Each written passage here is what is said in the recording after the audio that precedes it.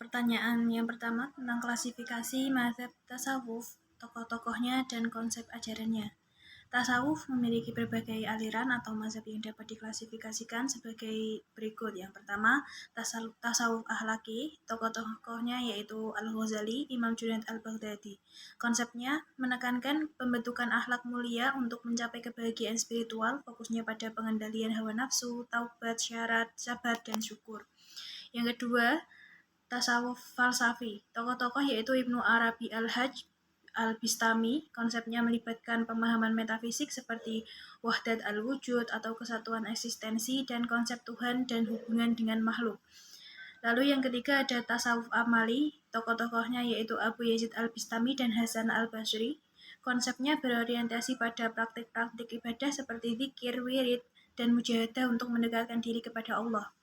Lalu yang keempat ada tasawuf sunni, tokoh-tokohnya yaitu Al-Ghazali, Syekh Abdul Qadir Ad-Jailani. Konsepnya selaras dengan ajaran syariat Islam, menekankan keselarasan antar syariat dan hakikat. Nomor 2, macam-macam taubat menurut Syekh Zunnun Al-Misri. Yang pertama ada taubat awam, yaitu meninggalkan dosa-dosa besar yang dilakukan secara sadar, contoh berhenti dari mencuri atau berbohong. Lalu jenis yang kedua ada taubat khawas atau khusus, yaitu meninggalkan dosa-dosa kecil serta memperbaiki perilaku secara mendalam, contoh berhenti dari sikap sombong atau lalai dalam ibadah. Lalu yang ketiga ada taubat khawasul atau taubat khawasul khawas atau sangat khusus, yaitu meninggalkan segala keterikatan kepada dunia dan hanya berfokus kepada Allah. Contoh tidak terpengaruh oleh pujian atau celaan manusia. Pertanyaan nomor 3 tentang syariat, thariqat, hakikat, dan ma'rifat. Yang pertama, syariat. Definisi syariat adalah jalan lahiriah Islam berupa hukum dan peraturan agama atau ibadah dan muamalah. Contoh, sholat 5 waktu sesuai tata cara syariat. Lalu yang kedua ada thariqat. Definisi thariqat adalah jalan spiritual untuk mendekatkan diri kepada Allah melalui tarekat atau bimbingan guru. Contoh berzikir dan wirid secara rutin sesuai ajaran tarekat. Lalu yang ketiga ada hakikat. Definisi hakikat sendiri adalah pemahaman batiniah atas rahasia-rahasia Allah setelah menjalani syariat dan tarekat.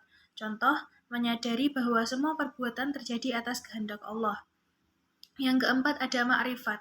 Ma'rifat adalah pengetahuan mendalam tentang Allah yang diperoleh melalui pengalaman spiritual. Contoh, merasakan kehadiran Allah dalam setiap aspek kehidupan. Pertanyaan keempat tentang tanda-tanda mahabbah ilahiyah atau cinta kepada Tuhan. Tanda pertama adalah cinta kepada Al-Quran dan Sunnah. Lalu yang kedua, rindu kepada Allah dan merasa bahagia dalam ibadah. Yang ketiga, rela berkorban demi ketaatan kepada Allah. Yang empat, menjauh dari maksiat dan dosa. Yang kelima, sabar atas ujian sebagai bentuk cinta kepadanya. Yang keenam, lebih mengutamakan kehendak Allah daripada keinginan pribadi. Yang ketujuh, bersyukur dalam segala keadaan. Yang kedelapan, konsisten dalam zikir dan ibadah. Yang kesembilan, memandang kecil dunia dibanding dengan Allah, berusaha meneladani sifat-sifat Allah atau sifat-sifat Rasulullah dalam kehidupan sehari-hari.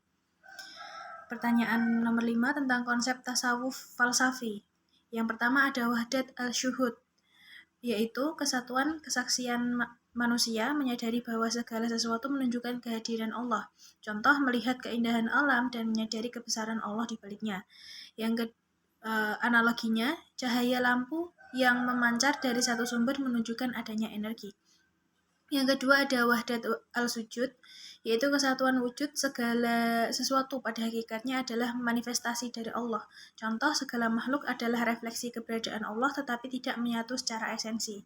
Analoginya yaitu bayangan pohon di air menunjukkan adanya pohon tetapi bukan pohon itu sendiri.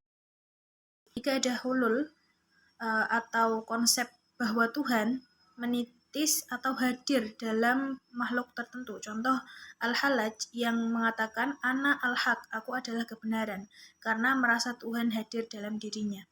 Analoginya yaitu air yang masuk ke dalam spons tanpa merubah sifat dasar spons tersebut. Yang keempat ada ittihad, yaitu penyatuan diri dengan Allah secara spiritual. Contohnya kehilangan ego dan hanya fokus kepada Allah.